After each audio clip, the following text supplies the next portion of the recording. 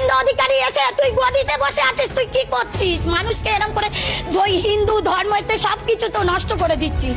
আমাদের ঈদটা করতে দিক, আমরা গরুগুলো বিক্রি করি, কিছুটা যেন অন্তত মুক্ত হই। মুসলিম বা তারাও হিন্দু, তারা তো মিশছে একসাথে, আমরা তো একসাথে আছি। তারা কোনোদিন দেননারি করেনি কি কারু আমাদের গলা ধাক্কান দিইনি। ওদের কুরবানিটা ওদের করতে দাও, আমরা বাঁচি। আমার মতন মহিলা, আমি মহিলা সমিতি থেকে 5 লাখ টাকা নিয়েছি, চলো আমার ব্যাংকে সব আমি জমা দিই, সুদ আসল। কি অবস্থা হচ্ছে, আমার স্বামী ভ্যান কাটে, ভ্যান চালায়, আমরা এইভাবে বাঁচি। তাহলে আমাদের বাচ্চা কাচ্চা সব আছে, তাহলে আমরা কি করে খাবো? আমাদের আর ঘুম নেই, রাত্রে ঘুম নেই, চিন্তায় মাথা খারাপ হয়ে যাচ্ছে। আমরা কি করব? কিছুই করার উপায় নেই, কিছুই খুঁজে পাচ্ছি না। আমাদের ঈদটা করতে দিক, আমরা গরুগুলো বিক্রি করি, কিছুটা যেন অন্তত মুক্ত হই। আসসালামু আলাইকুম মুসলমান ভাইদের জন্য আসসালামু আলাইকুম, হিন্দু ভাইদের জন্য নমস্কার। ভারতের উত্তরবঙ্গে আমাদের মুসলমান ভাইদের মারিয়ে বাড়িঘর ছাড়িয়ে এবং হচ্ছে বর্ডার পার করে খেদা দিচ্ছে সুমন্ত অধিকারী। আমি চাই বাংলাদেশের মুসলমানদের দৃষ্টি আকর্ষণ বলতেছি, আপনারা গরু, হিন্দুদের গরু কিনবেন না ভারতের।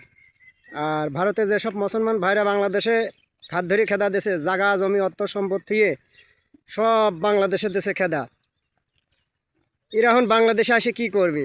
বাংলাদেশে কেউ কারোর ধার ধারতেছে না, ভালো ভালো চেয়ারে সকলেই বসে আছে, অথচ এরা এই যে ভারতের উত্তরবঙ্গের মারি খেদা দেশে সুরেন্দ্র অধিকারী, ওই মানে সুমন্দি, আমি কই সুমন্দি, ওই সুমন্দি মারিয়ে খেদা দেশে বাংলাদেশের মুসলমানের।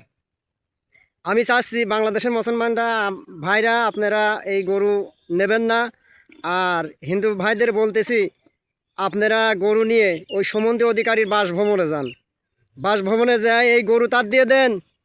কথায় আছে যে সরকারি মাল পরিথালি বাল, হাতে করলে হয় মাল। আর হিন্দু ভাইরা আপনারা হাতে করেছেন গরু, আপনারা মা করেন, এই মার আপনারা নিয়ে যা সারিবদ্ধভাবে ওর সুমন্দি, ওই সুমন্দির হচ্ছে বাসভবনে আপনারা ঘেরোয়া করুন। আপনাদের অর্থ সম্পদ তো মারি দিল সামনে দিয়ে, আর বাংলাদেশের মুসলমানের মারি দিল পিছন দিয়ে, সামনে দিয়ে সব জায়গায় বাংলাদেশে আসে এরা কী করে খাবে? আমাদের বাংলাদেশে বড় বড় নেতা আছে, এরা কিন্তু তাদের খোঁজ নিচ্ছে না। এরা কীভাবে আছে? এই যে সামনে কোরবানি ঈদ, এই ঈদ উপলক্ষে তারা কী করে খাবে? কিছু কিছু লোক আছে চেয়ারে বসে শুধু তারা টাকা গোনে, আর টাকা কিভাবে আসবে, দেশ কি হলেও এ হচ্ছে তাদের যায় আসে যায় না। কিন্তু দেশের জনগণ একবদ্ধ যদি হয়, কোনো সরকার চেয়ারে বসে থাকতে পারে না। আর জনগণ এমন কোনো কাম নাই যে পারে না। তো হিন্দু ভাইদের বলতেছি, ভারতের উত্তরবঙ্গের আপনারা হচ্ছে একবদ্ধ হন। আর আপনাদের যেসব গরু বাছুর আছে আপনারা লাইন দাঁড় করা, এমনিও টাকা পাচ্ছেন না, অমনিও টাকা পাচ্ছেন না, আপনারা হচ্ছে ওই সুমন্দির বাসভবনে যান। সুমন্ত অধিকারী নাম থইছিল কোন সুমন্দি ওই দেশে? হ্যাঁ, আর বাংলাদেশের মাল বাংলাদেশে ফেরত দেন।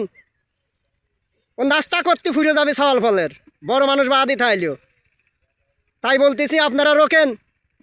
আর যেসব মুসলমান ভাইরা ভারতের উত্তরবঙ্গে আছে, যদি শুনি কোনো সময় যদি শুনি যে তাদের উপর আক্রমণ হচ্ছে, তাহলে সুমন্ত অধিকারীর হচ্ছে পাশায় বাঁশ দিয়ে শ্রীলঙ্কা যেরকম মাঠালা বাইছিল, শ্রীলঙ্কার সরকার, বাংলাদেশের সরকার দেশে নাই, সেও হচ্ছে বাংলাদেশ ছাড়েছে। তো জনগণ এমনই একটা জিনিস, জনগণ ইচ্ছা করলে যা খুশি তাই করতে পারে।